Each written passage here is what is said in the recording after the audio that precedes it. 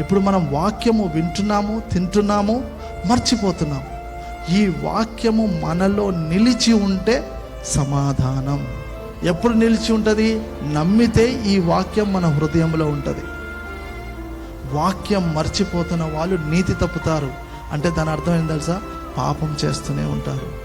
వాక్యము లోపల ఉంటే నీతి వారిలో నిలిచి ఉంటుంది కనుక వాళ్ళకి సమాధానము, నెమ్మది అన్నీ ఉంటాయండి.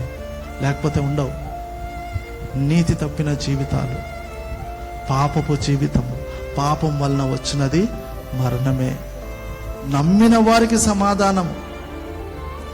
బలులు అర్పించినంత మాత్రాన సమాధానం వచ్చింది అనుకోలే. బలు అర్పించారు, రక్తం చిందించారు, అంతా బాగా జరిగింది, తిన్నారు, మర్చిపోయారు. అందుకనే బలులు కొట్టివేశాడు దేవుడు. బలులు కొట్టివేసి నమ్మి ఎవడు బాప్తిజం పొందుతాడో వాడు రక్షింపబడతాడు. ఎందుకు? నమ్మితే వాని హృదయంలో వాక్యము నిలిచి ఉంటుంది. ఆ వాక్యము పాపం చేయనీయదు, జీవింపజేస్తుంది.